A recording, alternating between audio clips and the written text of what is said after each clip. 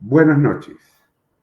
En nombre del rector de nuestra universidad, el doctor Francisco Gómez, el director general de posgrado, el doctor Gilberto Ramírez, y la directora y coordinadora de este gran ciclo de conferencias, la doctora Paula Ramírez, les presentamos un muy especial saludo para poder continuar precisamente con estas profundas reflexiones. Insistimos, la gran biblioteca virtual con la que cuenta en este momento nuestra Universidad Católica, bajo el tema que este año hemos denominado Derecho en tiempo real y temas actuales. Pues si nosotros damos un vistazo a nivel universal, pues vamos a encontrar que hay tiempos de alguna manera convulsionados. Y decimos convulsionados bajo el entendido que la rutina, el contexto diario ha cambiado. A veces parece que se ha roto. Y yo creo que nos detiene esto un necesario análisis o una reflexión, por lo menos para poder diagnosticar lo que está sucediendo, lo que puede suceder. De tal manera que el tema de hoy lo hemos denominado la influencia de las políticas de Donald Trump en el contexto de los conflictos armados alrededor del mundo. Si nosotros observamos, este es un título bastante sugestivo que abarca enormes puntos, las políticas económicas, políticas arancelarias, políticas de visado. Y fuera de eso hablamos de los conflictos armados alrededor del mundo, pues es un tema que en 40, 45 minutos va a ser difícil de abordar. Sin embargo, consideramos que podemos ir presentando algunos tópicos, algunos elementos de reflexión, precisamente para dar una gran apertura a lo que será el futuro de estas conferencias. Y no tenemos un mejor expositor para ello, precisamente políticas internacionales. Contamos con el doctor Miguel Ángel Rodríguez Macay, que desde el hermano país del Perú y en su cátedra magistral nos acompañará para disertar sobre ello. El doctor Miguel Ángel es abogado internacionalista, es ex canciller del Perú, es presidente del Instituto Peruano de Derecho Internacional y Relaciones Internacionales, IPEDIRI. Tiene maestría en Relaciones Internacionales y Comercio en el Instituto de Gobierno de la Universidad San Martín de Porres. Vicerrector de Asuntos Exteriores del Instituto Internacional de Gobierno.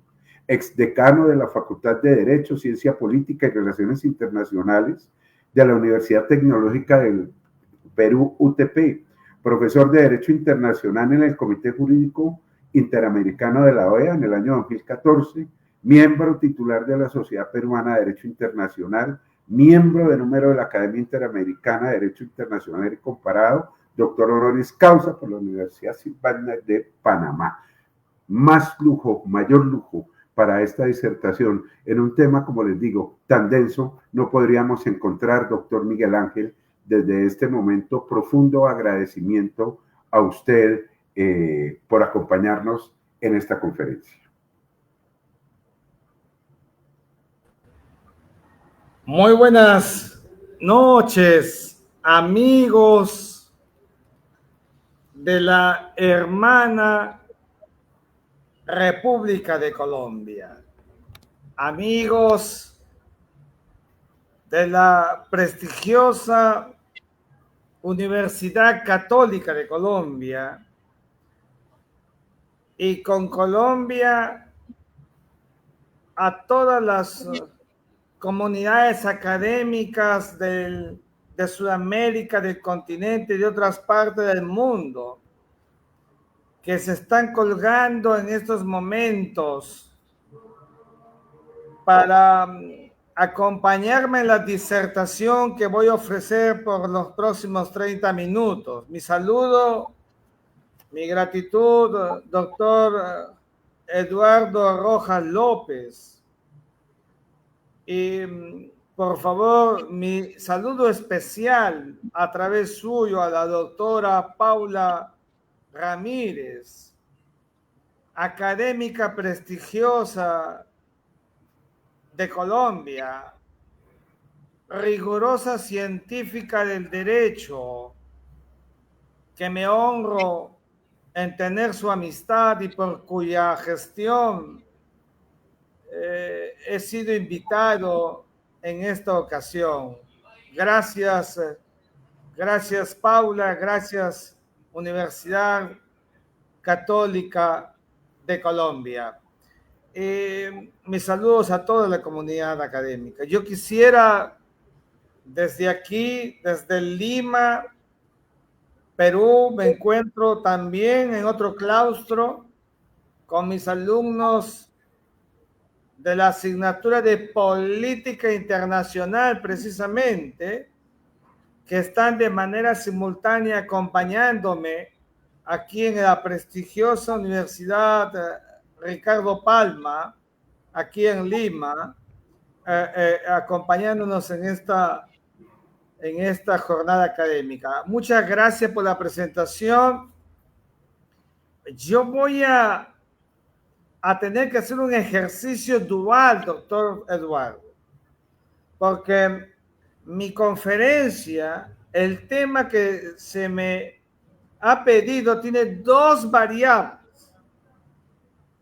Una variable que está en la dinámica del poder, que es el mundo de las relaciones internacionales, el mundo de las pugnas, el mundo de las guerras, el mundo de las tensiones, de las etapas prebélicas, de los conflictos desde una perspectiva de poder. Y de otro lado, junto a las relaciones internacionales y a la política internacional, en el otro lado, el derecho internacional. Y del derecho internacional, fundamentalmente el derecho internacional humanitario, que es la rama del derecho internacional que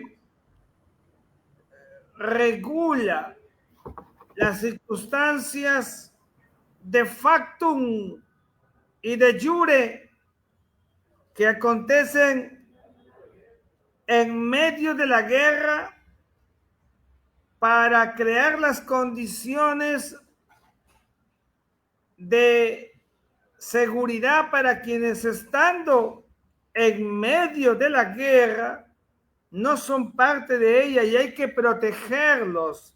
Y para eso el DIH minimiza de tal manera a los actores, a las partes en combate, para justamente priorizar y privilegiar la defensa irrestricta, incólume e impoluta de quienes no intervienen en la guerra, pero están en medio de ella y por tanto se convierten en víctimas.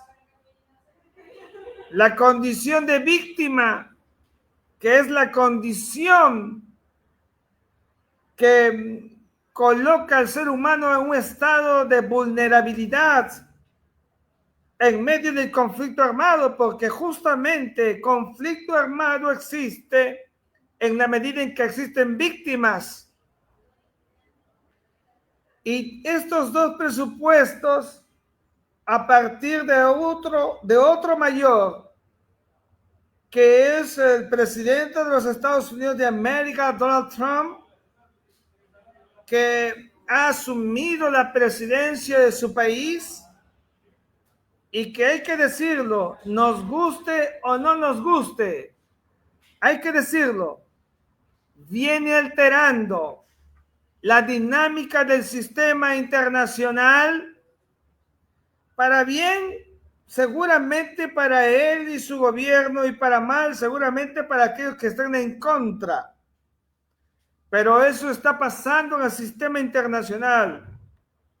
Y con ello voy a usar dos categorías que suelen confundirse mucho. Orden mundial y sistema internacional.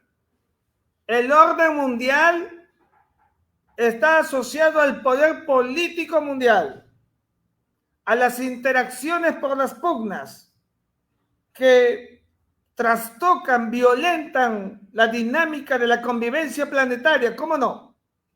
Y de otro lado, el sistema internacional que se refiere al sistema de normas, al sistema jurídico, lo que también la doctrina habla del ordenamiento internacional, el ordenamiento jurídico internacional.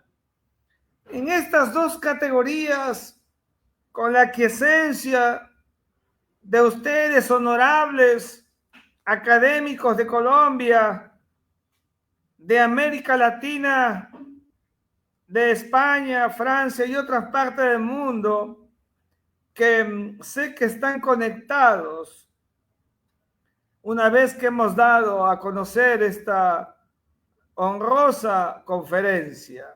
En primer lugar, quisiera decir que todo lo que está aconteciendo en el sistema internacional, normas jurídicas y en el orden mundial, poder, no es una casualidad mirándolo desde la lectura del nuevo presidente, el 47º que ha dado Estados Unidos en el sistema internacional contemporáneo. No hay ninguna casualidad. Yo diría que no hay nada que resulte del azar, nada empírico. Aquí existe una lectura política decidida desde el propio instante en que Donald Trump se alzó presidente de los Estados Unidos de América, cuando consiguió una victoria frente a Kamala Harris en noviembre del año 2024. Seamos claros, Donald Trump está decidido, y cuando digo que está decidido y empiezo a hablar de Donald Trump, subrayo que no estoy diciendo que esté a favor, no estoy diciendo que esté de acuerdo, estoy describiendo a Donald Trump, que es un tema distinto. Y en consecuencia, prima facie, Donald Trump está decidido entonces a que Estados Unidos recupere la hegemonía del mundo unipolar que tuvo luego de la Segunda Guerra Mundial, de la Conferencia de Yalta, en que se divide el mundo por los tres más importantes líderes de los países que se alzaban con poder en el mundo: la Unión Soviética con Joseph Stalin, el Reino Unido de Gran Bretaña e Irlanda del Norte con su primer ministro Winston Churchill, y los Estados Unidos de América con el presidente Roosevelt. Y entonces, en ese marco, es Estados Unidos de América que adquiere una hegemonía amparado en la ciclicidad del poder mundial, porque el poder es cíclico, porque el poder no es un poder estático, el poder es cíclico, porque antes de Estados Unidos lo tuvo en el siglo XIX la era victoriana, y antes que la era victoriana la tuvo Francia, la tuvo Bélgica, la tuvo Holanda, y antes que ellos España y Portugal, y seguramente antes que ellos la Iglesia durante los tiempos de las cruzadas, y anterior, por supuesto, en el tiempo antiguo, y sigo retrocediendo, Roma, Grecia, Egipto, Macedonia, y puedo seguir avanzando con los sirios, y puedo seguir avanzando con los persas, y puedo continuar con los babilonios y los caldeos, y etcétera, etcétera. Entonces hay una ciclicidad. Hoy la tiene Estados Unidos, pero menoscabada. El objeto de Donald Trump es que ese mundo unipolar que devino luego de la caída del muro de Berlín en 1989, el 9 de noviembre para unos y para otros, con la desaparición jurídico-política de la Unión Soviética y la emersión de la Federación de Rusia con Boris Yeltsin, una vez que había acabado el proceso de la perestroika y el glasnost desarrollados por Mikhail Gorbachev, ese Estados Unidos de América que tuvo un mundo unipolar y llegó hasta el 11 de septiembre del 2001 por los ataques no convencionales de Al-Qaeda con Osama Bin Laden. Ese mundo unipolar, Estados Unidos es consciente que lo puede perder, pero quiere recuperarlo. Y por eso el presidente de Estados Unidos ha inaugurado su segundo mandato, estableciendo las reglas desde la doctrina del destino manifiesto, que dice que Estados Unidos es el primero en todo. Esa es la lectura de ellos. Conquista el mundo por las buenas o por las malas, porque Estados Unidos es el país que tiene más poder, porque no digo que tenga lo que tienen otros países, que es riqueza solamente, tiene además poder, porque algunos solamente son ricos como Japón, u otros son ricos y tienen poder, como el caso de China, u otros tienen poder pero no son ricos, como el caso de Rusia. Pero Estados Unidos tiene riqueza y tiene poder, tiene las dos cosas, por eso está siempre adelante en un mundo todavía multipolar. En ese escenario, lo que quiere Estados Unidos de América es recuperar liderazgo. Cuando se quiere recuperar liderazgo, entonces se superpone el poder como regla básica para establecer las cuotas de relacionamiento internacional. Por eso Estados Unidos de América, bajo ese perfil histórico, cree que tiene poder y autoridad. Y por esa razón, en la visión geopolítica de Donald Trump, repito, la de él, no la de Rodríguez McKay, es que el liderazgo está en el discurso de que Groenlandia tiene que ser de los Estados Unidos de América. Ya sabrá cómo, hará con Dinamarca, como en su momento Alaska lo fuera de la Rusia, de los zares, y la perdió porque la compró Estados Unidos de América. Porque geopolíticamente quiere poder. Entonces tomó la decisión manejando las coordenadas del internet, etcétera, y hoy habla del Golfo de América y ya no del Golfo de México. Y porque tiene poder, entonces mandó a su jefe de la diplomacia, Marco Rubio, para que llegara a Panamá y en un santiamén decidiera que el gobierno de Panamá rompiera palitos, rompiera el acuerdo que tenía con China, porque tienen poder. Yo siempre digo que esas muestras de poder de Estados Unidos solamente explican el ansia de querer mostrar ese liderazgo en el sistema internacional, que por supuesto le ha ganado una animadversión. A nadie le gusta lo que hace Donald Trump, pero es que no se entiende que el poder no es un asunto de gustos, sino de eficacias, de resultados. Bajo esa premisa, entonces, el liderazgo de Estados Unidos de América está en tener un monopolio geopolítico del mundo.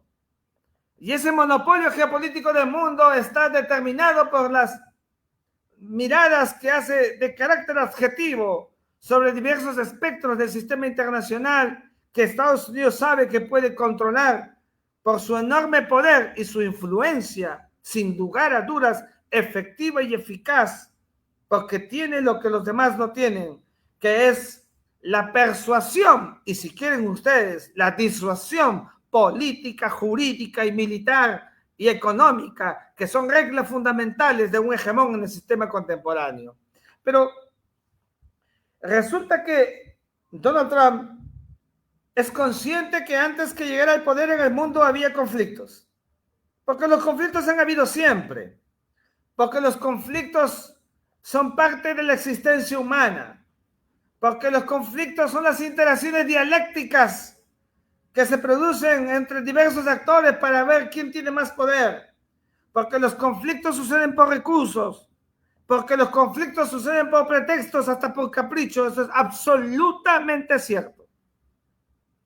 Y en ese marco, entonces, Donald Trump es consciente que para lograr su hegemonía, para lograr el liderazgo, para recuperar el mundo unipolar, porque hoy, repito, es multipolar, es decir, arriba Estados Unidos de América y debajo están China, está Rusia y está la India, y un poco más abajo entonces estaría Irán, Corea del Sur y Japón, y un poco más abajo, etcétera, etcétera. Pero en ese contexto, Estados Unidos de América entonces asume como un vector fundamental para lograr esa hegemonía, primero tener un control de factum y de jure de las circunstancias atípicas que le pasa al mundo, contrarias, es verdad, a la paz de la Segunda Guerra Mundial alcanzada por la Carta de San Francisco, que consagró el principio de solución pacífica de controversias,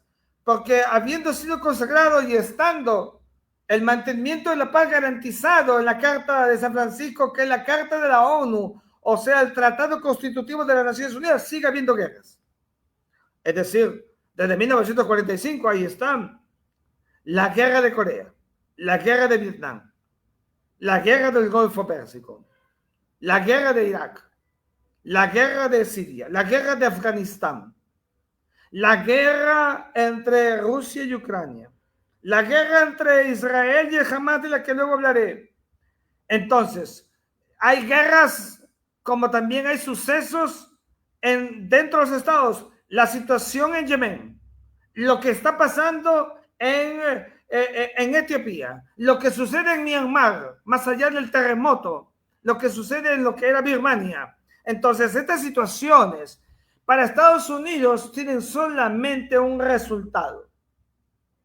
Si quieren ser nuevamente el hegemón del mundo, tienen que apagar los incendios, controlar los conflictos, dominar el escenario, que no se les vaya de las manos las situaciones de guerras, para lograr una quietud que le permita entonces el paso dosificado a esa hegemonía a la que en algún momento había pretendido Richard Nixon con su jefe de seguridad, asesor de seguridad y luego secretario de Estado, Henry Kissinger, el más grande de los grandes de la teoría de las relaciones internacionales contemporáneas aplicadas, que es para todos los teóricos de las relaciones internacionales indispensable que conozcamos de comienzo a fin, al revés y al derecho. Entonces, Donald Trump necesita crear un espacio de paz, un statu quo de paz, y para eso, y aquí viene, quisiera entonces, con la aquiescencia de ustedes, empezar a decir que el primer vector que entra en juego es el desprecio que existe por las normas jurídicas estatuidas. Tenemos que decirlo.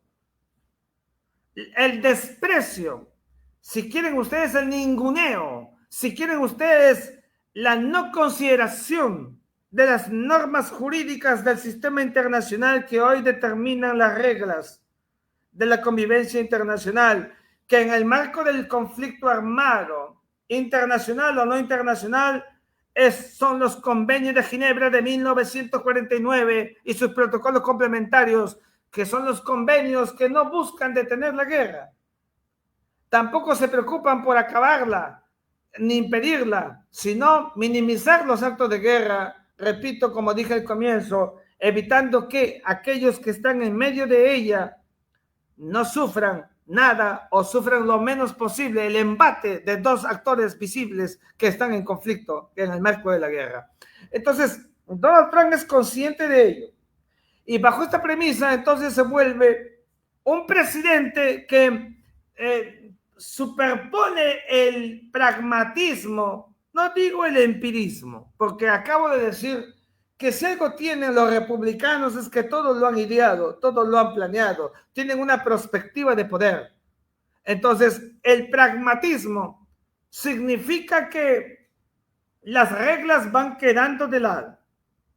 Eso explica, por ejemplo, por qué en el conflicto que existe entre Rusia y Ucrania, el concepto fundamental del sistema westfaliano heredado de la Paz de Westfalia de 1648, que fue el principio de inviolabilidad de las fronteras nacionales, que consagró intangible el hecho de que nadie puede violentar, pasar de un punto a otro de la frontera, respetando las delimitaciones y las demarcaciones. Se ha producido una crisis cuando Rusia decide aquel 24 de febrero del año 2022 invadir, porque no hay otra palabra, invadir Ucrania, tirando al suelo el sistema westfaliano. Ese sistema westfaliano que justamente buscó que se haga impoluto el concepto de integridad territorial. Ese sistema westfaliano que dice que no se puede agredir, que no hay derecho de agresión, no existe el derecho de agresión, porque no existe el derecho a la violencia, porque lo que existe es el derecho a la legítima defensa, que es un asunto contrario, distinto, pero una legítima defensa que debe suponer prima facie una justificación racional bajo la existencia de un casus belli que tampoco existe. El pragmatismo de Estados Unidos, entonces, de Donald Trump, hace una circunstancia atípica para no valorar el asunto de las fronteras nacionales, porque en ese pragmatismo buscará que se llegue a un acuerdo entre Rusia y Ucrania, y seguramente en ese acuerdo los ucranianos tendrán que olvidarse de Crimea, la península que en el 2014 Rusia anexa. Una anexión, hay que decirlo, absolutamente marginal al derecho internacional, por más que la mayoría de los crimeos hayan decidido ser rusos, pero formaba parte del proceso jurídico, del acto jurisdiccional de Ucrania. Y a Donald Trump, en ese pragmatismo, está decidido a que Ucrania, en una negociación eventual que no ha comenzado, deberá entonces perder definitivamente Crimea, que deberá formar parte de manera oficial, porque ya la tiene fácticamente en el territorio de Rusia. En segundo lugar, el hecho mismo de que cuando me refería a la legítima defensa, que es básico, fundamental, para justificar el acto armado de la coacción y la coerción legítimas que tienen el aval del derecho internacional y que no pueden tener repudio porque se fundamenta precisamente en la defensa ante el ataque inferido que nunca hubo, pues entonces eso evidentemente ha puesto en cuestionamiento la aparición cada vez mayor del concepto de la guerra preventiva, que es contraria a las reglas del derecho internacional. Porque la guerra preventiva es la guerra que cree en la posibilidad, en la especulación, en la hipótesis sin que se haya materializado un acto de guerra. Bueno, el gobierno de los Estados Unidos de América evidentemente no ha sido el primero en que ha alegado la guerra preventiva que se aprendió en los tiempos de la guerra de Irak, cuando entró en este país para sacar a Saddam Hussein. En verdad, la guerra preventiva la había desarrollado ya Israel en el año 1967 por la guerra de los 6 días, cuando decidió, como sabemos todos, el acto de la ocupación de los territorios palestinos en una circunstancia en que seguramente habría amenaza, pero no un acto de incursión militar, un acto de inclusión fáctica por parte del mundo árabe. Hay que decir las cosas por su nombre. Sin embargo, lo que hemos visto ahora es un acto que ha tirado al suelo al derecho internacional de respeto de la inviolabilidad de fronteras y que exige, para que haya un acto de respuesta militar, un casus belli que nunca ha habido entre Rusia y Ucrania, porque Ucrania, tenemos que ser claros, nunca atacó a Moscú, a Rusia, y por tanto no había ningún casus belli. Sin embargo, para Donald Trump, Esta situación es absolutamente secundaria. Así mira Estados Unidos de América, de Donald Trump, su gallo, los conflictos armados. Hay una suerte de relativización. Y si esto no lo convence, veamos el tercer caso. El hecho mismo de que Estados Unidos de Donald Trump haga un anuncio político de la construcción de la Riviera del Medio Oriente en la costa de Gaza, el territorio palestino más meridional pegado a Egipto, el territorio con 2 millones de palestinos que Donald Trump ha dicho que va a trasladarlos, a reubicarlos, a movilizarlos, seguramente Jordania o Egipto, que no les ha gustado a ninguno, ni al rey ni al presidente.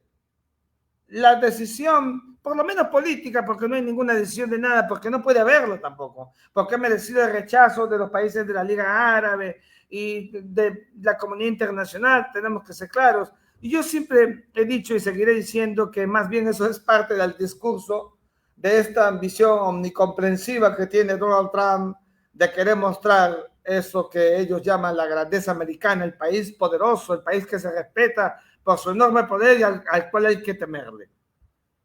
Pero en esta dinámica que estamos viendo, en la que se superpone esta medida política, la gran pregunta que nos hacemos es ¿qué pasa con los derechos humanos en el marco de los conflictos armados?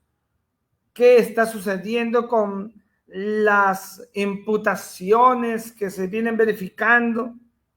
Por ejemplo, entre Israel y el Hamas, donde han muerto cerca de 2.000 judíos o israelíes, y se calculan más de 65.000, 60.000, otros dicen 55, otros dicen 70.000, qué sé yo, muertos por el lado de los palestinos. Las reglas que esto que es consagrado en el sistema internacional, que son los convenios de Ginebra, no se están cumpliendo. El bien jurídico máximo que es la vida ha empezado a relativizarse y eso es riesgoso, eso es muy grave y eso es muy riesgoso.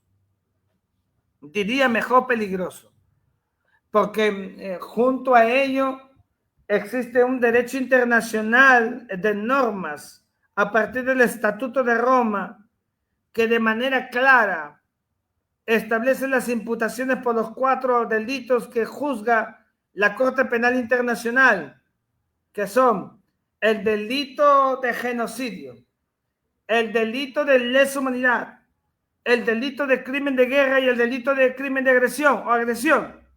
Los 4 que son imputaciones objetivas que la Corte Penal Internacional juzga de acuerdo a las condiciones en que se produce la denuncia por el fiscal general una vez que recaba información. Bueno, ese marco del derecho penal internacional no sabemos cuánto tendrá sus niveles de eficacia, porque hasta ahora no hemos encontrado, digamos, en el statu quo, en el modus vivendi que estamos hoy viendo en medio de las guerras, que se hayan producido detenciones o procesos judiciales para quienes en estos momentos detentan el uso del poder, el ejercicio del poder, como es el caso de Benjamín Netanyahu, que tiene una imputación objetiva, su ministro de Defensa o el jefe del Hamas.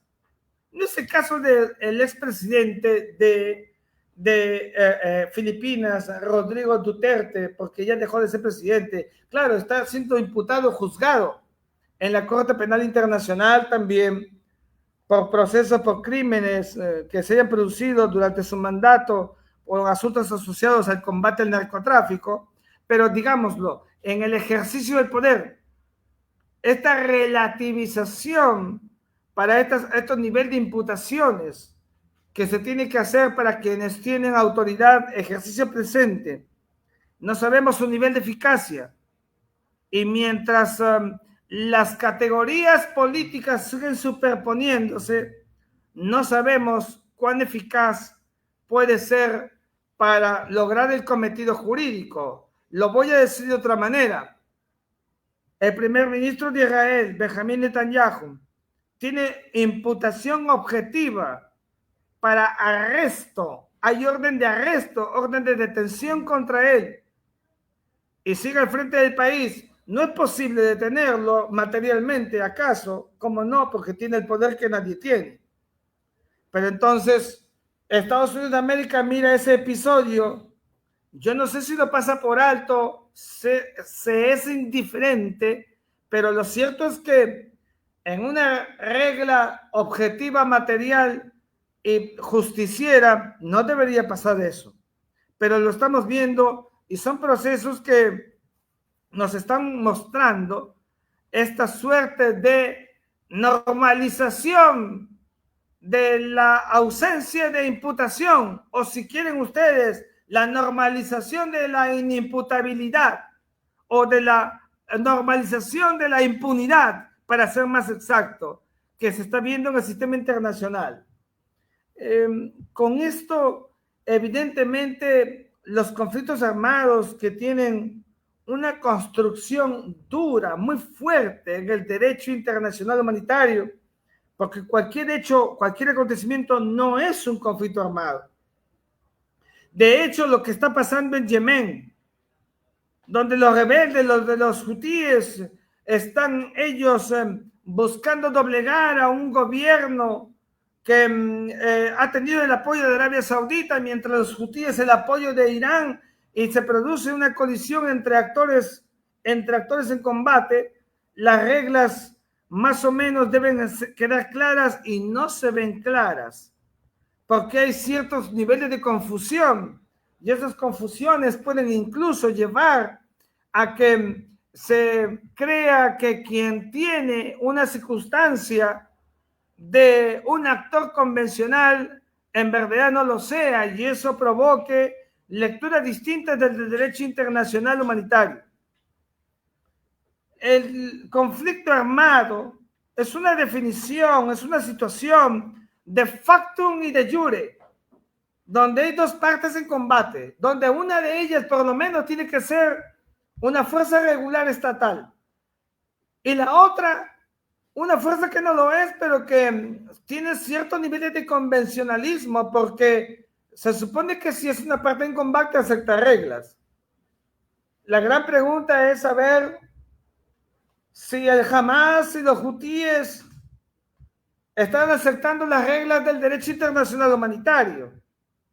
Y si las aceptan, ¿cuál es la posición del hegemón del sistema internacional sobre esas conductas? Porque tenemos que mirarlas para poder comprender enseguida cuál es la acción que tiene Estados Unidos de América respecto de la intensidad del comportamiento de estos actores que pueden aparecer a sus ojos convencionales o no convencionales. En lo que a nosotros nos respecta, sería bueno decir, porque aquí me escuchan muchos de mis alumnos, no solamente aquí en la Universidad Ricardo Palma, sino en otras partes del país, mis alumnos en otras universidades, decir que lo que estamos viendo en la dinámica de la denominación de conflicto armado, tenemos que ser muy rígidos y muy rigurosos a la hora de delimitar sus espectros. Seguramente puede ser más fácil para Colombia que para Perú, porque Colombia sí tuvo un conflicto armado, porque Colombia ha tenido grupos que se levantaron en armas por circunstancias que no viene al caso de desarrollarlas, pero que fueron y que cualificaron en el marco del conflicto armado. Pero incluso, quisiera terminar la idea, en el caso ecuatoriano, que el gobierno actual ha decidido crear las condiciones de un conflicto armado para todos aquellos que se levantan contra el statu quo de las normas jurídicas ecuatorianas. Pero en el caso peruano, tengo que ser muy enfático en decirlo. En el Perú nunca ha habido conflicto armado. Y es un grave error conceptual, sustantivo y de fondo creer que hemos tenido conflicto armado. Porque el enfrentamiento que tuvo el Estado peruano, una parte, no fue con otra, porque Sendero Luminoso y el MRTA nunca han sido partes en combate. Porque Sendero Luminoso y el MRTA lo que han sido y son, si acaso quedan remanentes como que quedan, grupos delincuenciales terroristas, que es un tema distinto. Por tanto, no son ninguna parte en combate. Y la mirada de Estados Unidos debe ser así. Y hay que decir que Estados Unidos sí ha mirado, en el caso peruano, a los grupos terroristas como terroristas. Por eso adoptó medidas contra el terrorismo. Y esas medidas contra el terrorismo desde Estados Unidos, que son soberanía de Estados Unidos para Estados Unidos, aquí para el Perú, nunca puede merecer ni ser de ninguna forma, en ningún formato, un conflicto armado, porque repito, reitero, no son dos partes en combate. Técnicamente, de acuerdo al derecho internacional humanitario, para que se produzca una situación de conflicto armado es casi lo mismo que en la doctrina lo que se llama la guerra civil. Y la guerra civil supone dos partes en combate reconocidas internacionalmente porque respetan las reglas convencionales del derecho internacional humanitario. Eso no existe. Nunca ha existido con Sendero Luminoso, por el amor de Dios. Sendero Luminoso nunca ha respetado ningún convenio de Ginebra, ni ha tenido conciencia de respeto de las normas internacionales sobre el VIH, jamás.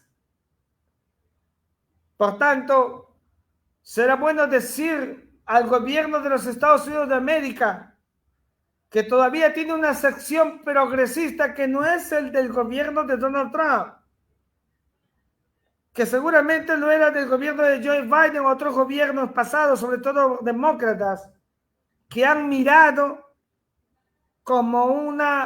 desde una perspectiva de relativización el concepto forzado de conflicto armado para creer que en él están inmersos quienes se han levantado en armas.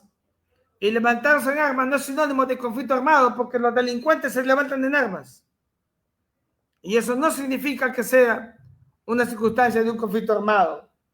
Son delincuentes. Y porque además la naturaleza del conflicto armado supone la existencia de un estado de beligerancia. Ese estado de beligerancia que se puede encontrar en el Medio Oriente.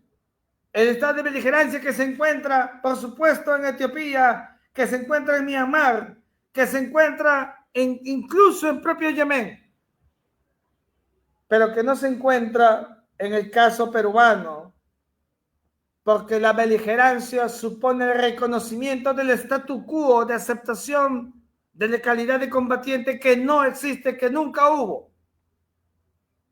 Y Estados Unidos de América seguramente que sí lo tiene claro respecto del caso peruano, para no permitir, y sería bueno que Estados Unidos de América, y yo me valgo de esta ocasión para que Estados Unidos de América entienda y comprenda que debe persuadir a que el sistema interamericano de derechos humanos en la Corte Interamericana de Derechos Humanos y en la Comisión Interamericana de Derechos Humanos comprendan y entiendan, digo mejor, disuadiéndolos o persuadiéndolos a que en el Perú jamás hubo estado de beligerancia o conflicto armado alguno.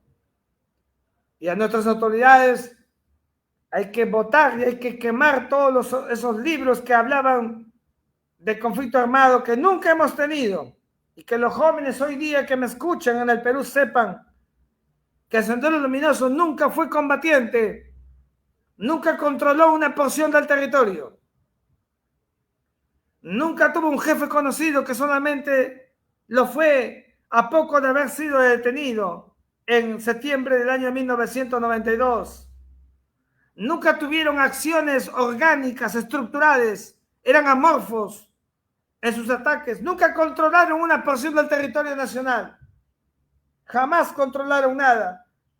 Las mal llamadas zonas liberadas que hay que sacar de esos libros que dicen que Sendero controlaba algunos espacios del país, que es una tremenda mentira. Tenemos que mirarlo así. Y por eso Estados Unidos de América de Donald Trump, a mi juicio, ahora que le quita dinero a los USAID debería usar ese dinero para invertir en aquellos que quieren cualificar objetivamente lo que pasó en el Perú en los años de la barbarie terrorista que aplacó o que quiso aplacar y dominar al Estado peruano y que no pudo conseguirlo. Pero bajo esta dinámica, el sistema westfaliano, que es el que me demanda la producción de esta anotada y sencilla conferencia, que le ruego la aquiescencia por el tema peruano, que siempre nos va a jalar y por eso llegué a él. Pero para volver, decir que los conflictos internacionales que suceden en el mundo no pueden ser vistos desde una tónica solamente de poder o pragmáticos, sino que hay que respetar el sistema positivo contemporáneo. Porque el sistema positivo contemporáneo es el sistema de normas. Por alguna razón, logramos después de 1930 el gran proceso de codificación del derecho internacional. Y por alguna razón ese sistema positivo internacional es un sistema garantista de legalidad internacional que hay que respetar. Bajo esa dinámica, entonces, aceptando que el mundo es un mundo sin ningún poder que haya uno sobre otro en términos jurídicos, y ahora entro al sistema jurídico internacional, porque el mundo es horizontal, porque es anárquico por naturaleza en el sistema de normas, porque un Estado no es más que otro, porque los actores visibles son no visibles, los actores, los estados o los sujetos del derecho internacional, todos están en una línea plana, en un nivel plano, porque esa es la naturaleza anárquica. Estados Unidos, a mi juicio, debe comprender esa circunstancia y hacer que su nivel de poder que tiene, que persuade, que disuade permanentemente, pueda lograr crear condiciones para que la paz no solamente sea un concepto volátil, no solamente sea un concepto axiológico en términos políticos, sino un elemento y un concepto de la juridicidad internacional. De tal manera que aquel que vaya en contra de la paz, entonces va en contra del derecho internacional contemporáneo. Y creo que por allí es, a mi juicio, por donde Estados Unidos puede ganar espacio, puede ganar autoridad, puede ganar más poder, y puede ganar adictos, que es lo que quiere, y puede ganar ese marco de influencia, recuperándolo, que es lo que está buscando in situ Donald Trump. Bajo esta dinámica, esta perspectiva, y voy acabando por el tiempo que me ha pedido el honorable profesor Eduardo Rojas López, y por él mi gratitud a la doctora Paula Ramírez, dignísima académica e intelectual, productora, publicista de Colombia, de gran nivel académico y entrañable amiga mía. Decir que el derecho internacional contemporáneo no está por gusto, no está pintado en la pared. El derecho internacional debe respetarse. Lo debe respetar el que tiene poder y el que no lo tiene.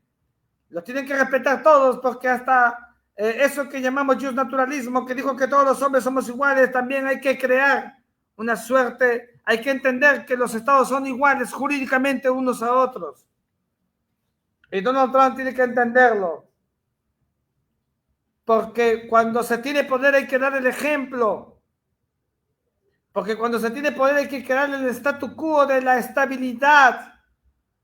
Pero cuando Estados Unidos determina aranceles para todo el planeta, como ha hecho ayer en el gran día de la liberación, altera, menoscaba, crea psicosis colectiva en términos de política, en términos de poder, en términos de economía. Y eso desestabiliza, crea pugnas y hasta conspiraciones que no le hacen nada bien a la paz internacional. Yo entiendo por qué Estados Unidos de América decide aranceles altos, entiendo. Pero hay que entender que esos aranceles altos, que son el contracorriente de los objetivos del sistema internacional contemporáneo, que más bien quieren arancel cero. Por eso todo el mundo tiene TLCs, tratados de libre comercio.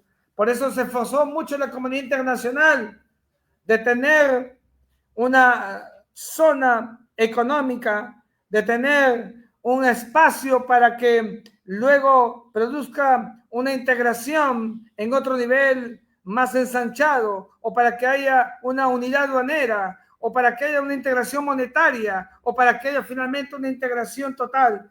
Esos procesos que le ha costado al sistema internacional alcanzar, Estados Unidos tiene que, a mi juicio, comprender, lo digo respetuosamente, que no podemos alterar la dinámica internacional hacia una liberalización de una confianza abierta entre los actores y no como está haciendo con el proteccionismo, que es a contracorriente, porque eso desestabiliza, porque eso crea pugnas, porque eso crea, sin querer queriendo, casi como el Chavo del Ocho, situaciones de pugnas que pueden arrastrar conflictos mayores de los que ya tenemos en el sistema internacional, e incluso aquellos que no siendo conflictos y que solamente son disturbios puedan terminar volviéndose conflictos cuando ni siquiera lo son. Y estoy hablando del caso venezolano, dominado por los disturbios, por un gobierno amorfo, atípico,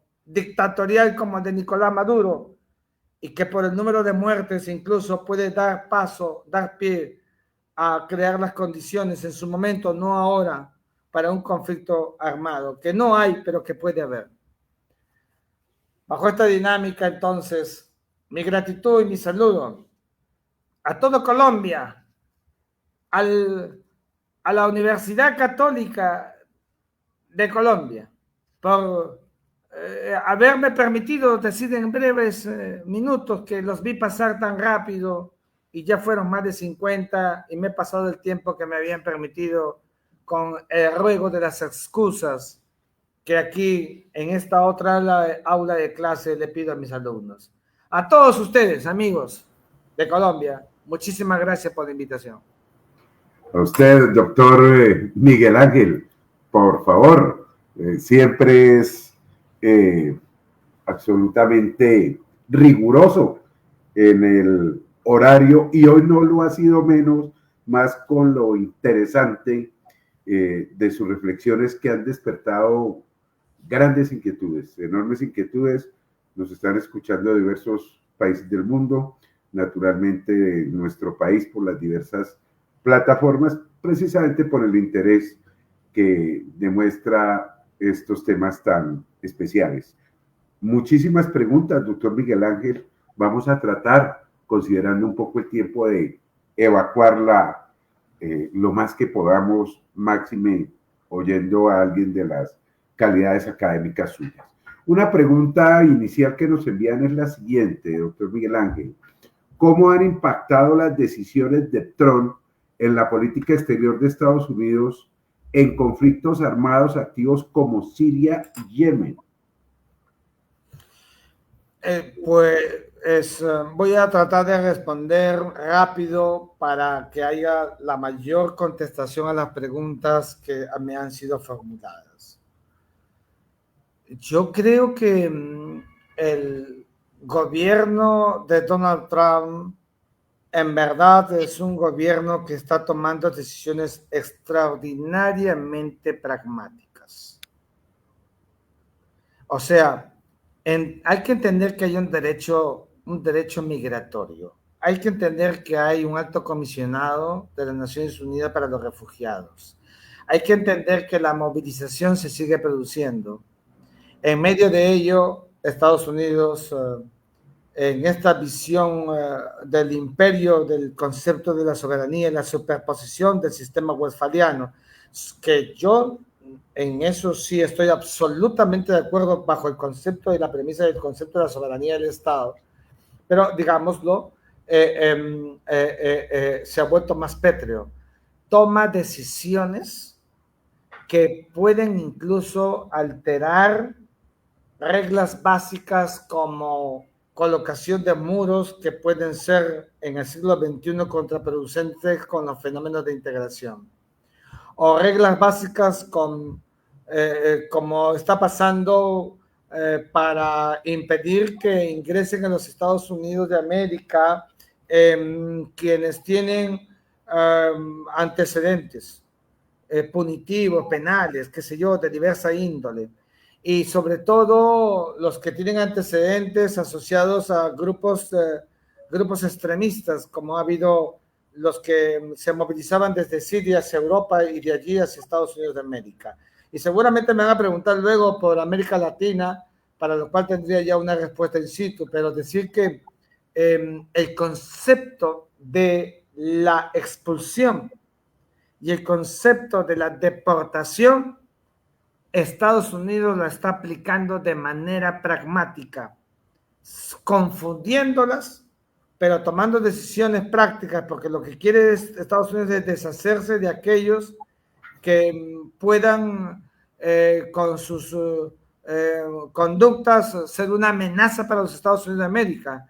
Y por eso es muy férreo, desde que fueron impactados en el 2001 por el Al-Qaeda, son muy férreos con todo lo que tenga una relación directa con el terrorismo internacional, por eso determinan reglas y normas contra el terrorismo internacional o el que se practique dentro de Estados Unidos por aquellos que pueden llegar seguramente camuflados, aunque haya, por supuesto, una inmensa mayoría de gentes que siendo en sus estereotipos confundidos, finalmente son tratados con este pragmatismo que viene por parte del gobierno de los Estados Unidos. Digamos, siguiendo ese contexto, doctor Miguel Ángel, ha cambiado la relación Estados Unidos bajo la presidencia de Donald Trump, ha cambiado la relación con las organizaciones terroristas o no ha cambiado o en qué plano la ve usted con todo esto. Yo creo que Estados Unidos de América ha hecho una extensión del concepto de terrorismo. Ya para Estados Unidos no solamente son los terroristas aquellos tipificados en el estereotipo del choque de civilizaciones, del extremismo islámico. Ahora el concepto de terrorista o de terrorismo se ha ensanchado. Y ya vieron ustedes cómo Estados Unidos determina hasta el tren de Aragua practica terrorismo.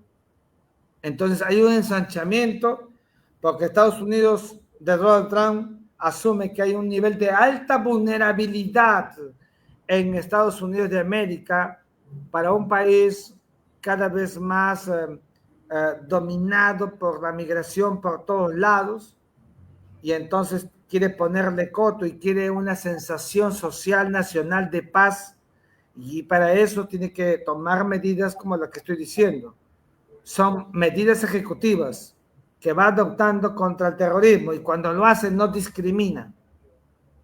Y al no discriminar, entonces ya tenemos que mirar que allí estas reglas pueden en algunos casos convertirse en reglas abusivas, porque son reglas que se toman pensando en este criterio mayor de combate a esa mayor amenaza que jamás nunca tuvieron en su historia, como es el terrorismo.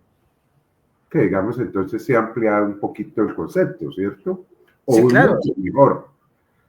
Por eso decía, se amplía el concepto y se rompe aquello que solamente era el concepto de terrorismo típico y tradicional del extremismo islámico. Ese concepto se ha ampliado, porque lo usa, lo maneja para precisamente buscar mayores flancos de protección para la integridad de los Estados Unidos de América. ¿Y en América Latina qué efecto puede tener esto? Pues en América Latina es penoso decirlo, pero ya hemos visto que las medidas de Donald Trump hace que haya justos por pecadores en esa viña grande que es más que la viña del Señor. Estados Unidos de América ha enviado a presos a las cárceles de El Salvador del gobierno de Bukele. Yo he dicho que hacerlo es una medida soberana, un acuerdo entre dos estados, pero cuidado con eso. A quienes se debe enviar no son a los que se cree que son delincuentes. A los que hay que enviar son a los que se está seguro que son delincuentes. Y entonces, claro, mirando el proceso migratorio, se vuelve más draconiana la medida estadounidense asociada a esta justificación de la protección nacional por la amenaza. Entonces, para Donald Trump, en ese pragmatismo que he dicho durante esta hora, es más fácil decir, hay terrorismo, y entonces aplica draconiánicamente reglas que puede también coger a justos por pecadores, como seguramente ha pasado con un grupo de venezolanos que ha sido llevado a las cárceles de El Salvador sin que seguramente tengan las condiciones para hacerlo. Siguiendo esa línea, doctor Miguel Ángel, un poco temas de migración y todas las medidas que se han tomado al respecto, ¿qué influencia tienen esas medidas en los países de América Central, Honduras, Salvador? Y hablemos de paso, en América Latina, ¿qué efecto van a tener o pueden tener esas medidas? Bueno, es evidente que nuestros países tienen que adoptar medidas, yo no voy a decir de contingencia, pero sí, tampoco de previsión, sino de comprensión y de amoldamiento, porque normalmente las deportaciones y las expulsiones lo que ha hecho es que regresen encadenados a sus países. Y entonces, la pregunta es, ¿cuál es la política nacional, intraestatal, de los países para volver a recibir a sus connacionales que regresan encadenados? ¿Cuál es la política de Estado para reinsertarlos en la sociedad? Que tampoco es que sean delincuentes todos, pero que llegan y entonces hay que adoptar medidas. Sin embargo, desde la perspectiva de Donald Trump, el objetivo es claro: acabar con los delincuentes exógenos, darle paz a Estados Unidos, el fin justifica los medios, y evidentemente los países de la región tendrán que convertir sus políticas en políticas receptivas, de recepción de aquellos que son expulsados o deportados por la decisión unilateral de los Estados Unidos de América, dejándole poco margen a nuestros países, salvo ese pechito alto que hizo el gobierno del presidente Petro y que le costó por horas lo que ya vimos, y al final tuvo que aceptar, ¿no es cierto?, las reglas impuestas por quien más poder tiene, que es Estados Unidos de América. Digamos que innovaciones diplomáticas se podrían plantear para regularizar un poco esa situación, normalizarla. ¿Con qué instrumentos internacionales se podría? Yo creo que, estimado Eduardo, doctor Eduardo, yo creo que las reglas diplomáticas solamente tienen carácter de atenuación. Estas son medidas soberanas. Y las medidas diplomáticas son para los acuerdos de consecuencia. No son acuerdos para negociación, porque son medidas que tienen una base fundada en el principio de soberanía del Estado. Y acá hay que decirlo, acá se superpone la dinámica del poder. Sería pues un despropósito completo ir en contra de medidas que dicta Estados Unidos de América, colisionando contra sus intereses, sabiendo que también puede levantar la mano y someter a los países a reglas que nunca hemos querido. Como repito, le pasó a Colombia. De Petro, en solamente horas tuvo que volcar rápidamente una respuesta contraria, porque el que tiene poder, y esto no es subordinación, y esto no es tirarse al suelo, el que tiene poder pone reglas. Tenemos que ser claros en decirlo así. Felizmente tenemos soberanía y tenemos derecho internacional para mitigar, para atenuar estas medidas que adoptan los países que tienen poder.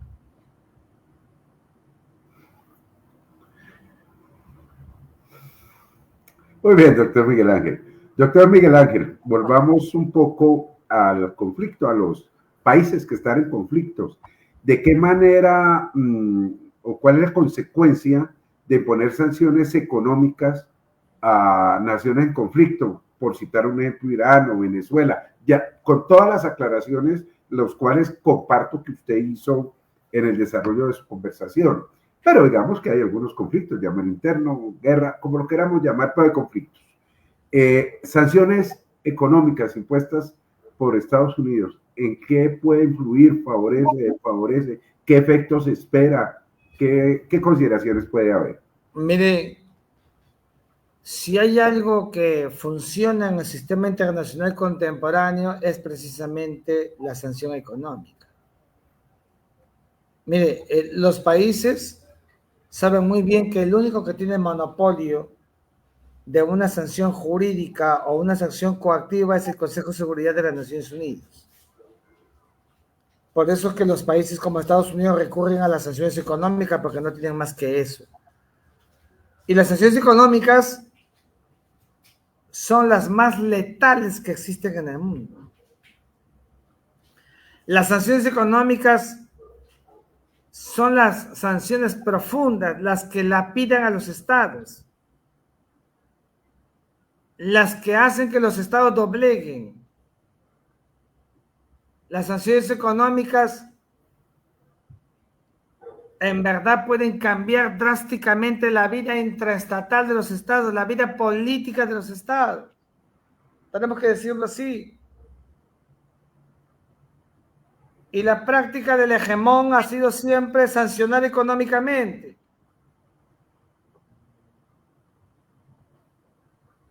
Nosotros no podemos acometer mecanismos de protección con reglas jurídicas frente a sanciones económicas, porque son dos canales distintos y eso no va a pasar. Estados Unidos de América sanciona a todos, hasta China, Rusia, todos sancionan. Los países que adolecen, que sufren, que tienen conflictos armados,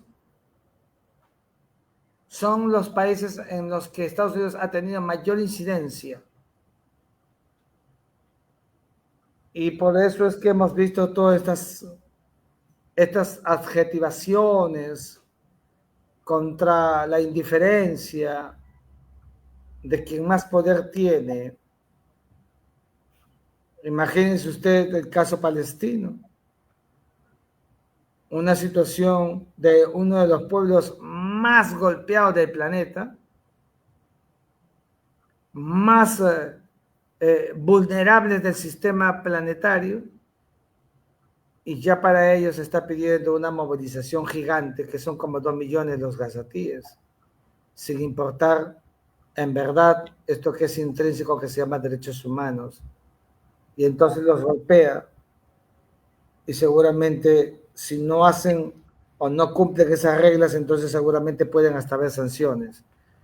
Y de hecho ya hubo una sanción. Mire usted, Gaza ha estado bloqueada, una cárcel abierta, atajo abierto, no entra nada a Gaza, bajo la premisa de que sí, es verdad, el Hamas, que es un grupo terrorista, extremista que controla Gaza, pero Hamas pues no son 2 millones. Y vea usted cómo esos niveles de sanción que aplica Estados Unidos, Israel, etcétera, por hacerlo contra un grupo terrorista, termina afectando a todo un pueblo, que es el pueblo gazatí. ¿Eso puede generar alianzas estratégicas, doctor Miguel Ángel? Pero por supuesto que sí. ¿Y eso es bueno, es malo? ¿Qué piensa? Lo que quiero decir es que las alianzas, siempre van a haber alianzas que se forjen para conspirar, alianzas que se forjen para consolidar unidad, alianzas que se forjan temporalmente entre enemigos, alianzas que se forjan con intereses concomitantes. Las alianzas son según las circunstancias, honorable doctor Eduardo. Y claro, ya estamos viendo que en torno de lo que le pasa a Gaza, por ejemplo, hay una conciencia colectiva mundial de solidaridad con el pueblo gazatí o el pueblo palestino. Eso es innegable. Eso es innegable. Y entonces, claro, eso también genera, ¿no?, este retorno a esta amenaza que ha tenido siempre Israel, rodeada de un mundo árabe que desde 1948, al no aceptar la resolución 181, le declaró prácticamente la guerra a Israel con Egipto a la cabeza y el pueblo palestino a la cabeza. Acuérdense conmigo. Entonces, todo esto que es política de Donald Trump, en verdad, puede tener sus adicciones, puede generar gobiernos adictos, ¿cómo no? Pero no va a desconocer nadie de que lo que está provocando, generando más son animadversiones en el sistema internacional. Doctor Miguel Ángel, me envían una pregunta que podría sonar obvia su respuesta, pero yo quiero escucharlo a usted. Dice, ¿qué impacto han tenido las decisiones de Trump sobre el financiamiento a organizaciones humanitarias en zonas afectadas por conflictos? ¿Qué impacto ha tenido? No escuché esa parte. ¿Qué impacto han tenido las decisiones de Trump sobre el financiamiento a organizaciones humanitarias en zonas afectadas por conflictos? Bueno, lo que Donald Trump está haciendo es, en verdad, arreglar cuentas, reducir gastos, y por reducir gastos a pecadores lo ha hecho con justos, hay que decirlo así. Aquí en el Perú y seguramente en Colombia y en otros países donde han habido verdaderas ayudas humanitarias, se han quedado en el aire por estos 90 días de las decisiones de Estados Unidos. El impacto es letal, el impacto es tremendo, el impacto es duro. Y yo más bien creo que Estados Unidos tendrá que hacer una discriminación, por no decir una selección, porque en el mundo del poder, si Estados Unidos está detrás buscando espacios de influencia, si deja de apoyar a esas verdaderas organizaciones que hacen un verdadero trabajo humanitario, las deja de apoyar, en un santiamén va a ver usted a ver a los chinos que van a levantar la mano y le van a decir, yo te voy a apoyar. Y entonces será un mal cálculo y un mal ejercicio por parte de Estados Unidos de América. Yo creo que en este lapso de reestructuración que está haciendo con Elon Musk y todo este asunto que estamos viendo, tendrá que hacer un trabajo de selección para realmente apoyar a esas organizaciones que merezcan apoyo por el trabajo profundo en virtud de la dinámica humanitaria que los ha venido caracterizando y dejando atrás a esos otros pseudas organizaciones que más bien han sido puras pantallas a las que él ha criticado mucho, Donald Trump, quiero decir, porque no han dado ningún rédito positivo como resultado, que más bien ha sido al revés, porque en ese rebote han continuado perjudicando a países como el propio Estados Unidos. Claro. Miremos un poco para relajar algo nuestras preguntas, aunque el tiempo se me agota, pero igual, sobre el conflicto hay muchísimas preguntas complejas, muchas de ellas, pero pues creo que hemos evacuado la gran mayoría. Miremos algo para relajarnos un poco. ¿Qué papel juegan las redes sociales en la propagación de información sobre conflictos armados bajo políticas de Trump?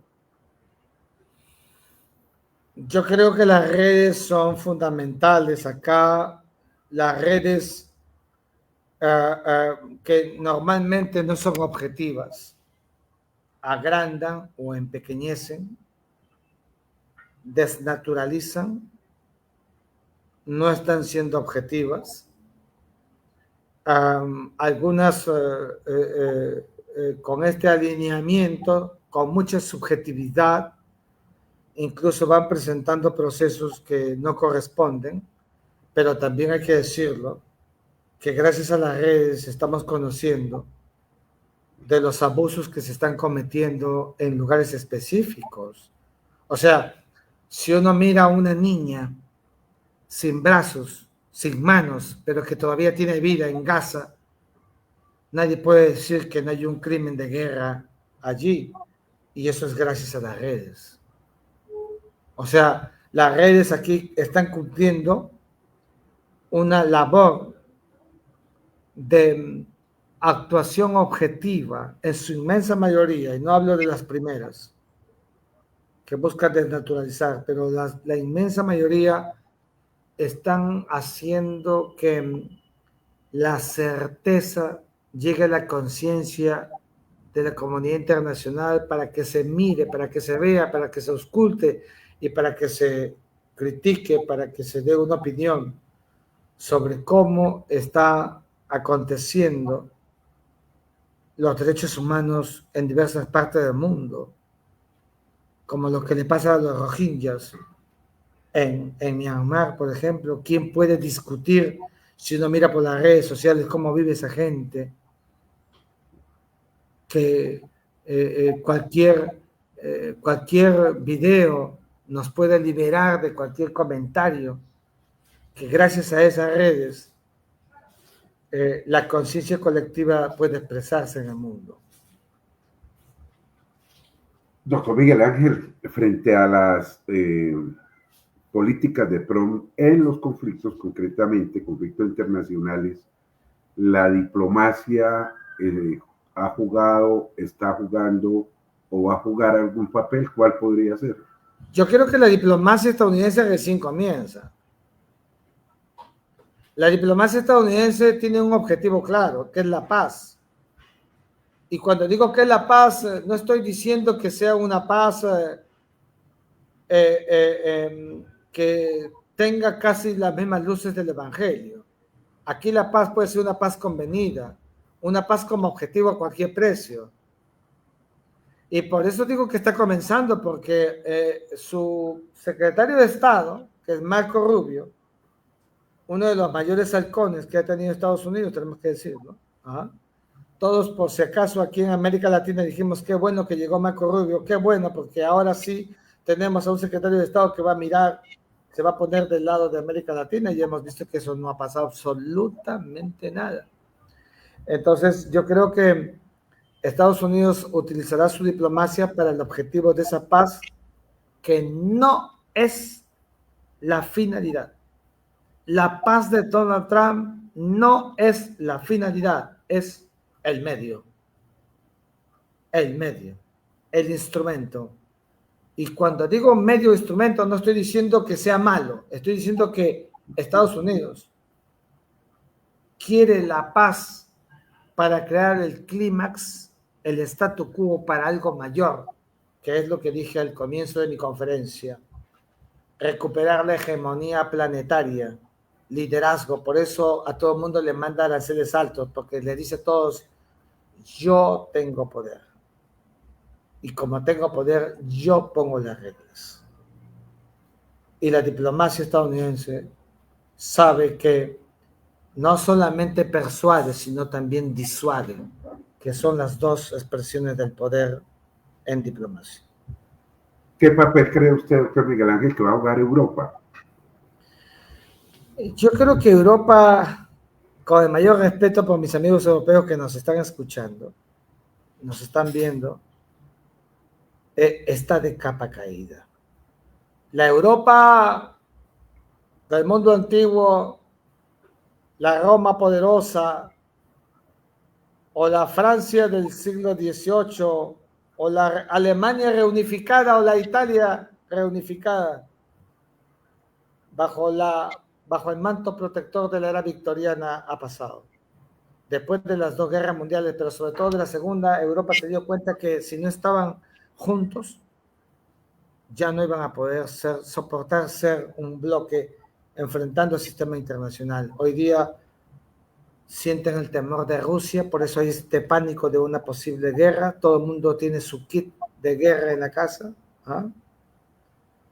Saben que Estados Unidos de América tiene el poder para poder decidir reglas sobre una OTAN que es casi lo mismo que la Unión Europea, aunque no lo sea toda. Y saben perfectamente que aun cuando tengan ciertos niveles de estabilidad y sea la cuna de la civilización, etcétera, etcétera, viviendo de esos laureles, saben que se han vuelto vulnerables porque basta que les cierre el caño para el gas o el petróleo desde Europa del Este para que se vuelvan cada vez más vulnerables. Es una Europa complicada, es una Europa difícil, es una Europa que nunca pensó ni creyó que le iba a tocar vivir estos escenarios de un sistema internacional que quiere ser una Europa que está menospreciando al carácter westfaliano. Las medidas hoy día las toma el Parlamento Europeo, la Comisión Europea, el Consejo Europeo. Cuidado con eso. No hay que menospreciar el sistema westfaliano, que partió precisamente de Europa para el mundo, acordándose que hay estados y estados que tienen soberanía, como los italianos con Italia, como los españoles con España, como los franceses con Francia. Cuidado con dejar estas prebendas casi virtuosas que da la soberanía. Para despedirnos, doctor Miguel Ángel, lamentablemente el tiempo se agotó. Un tema tan denso, pero tratado de manera espléndida, sin lugar a dudas. Una pregunta para finalizar.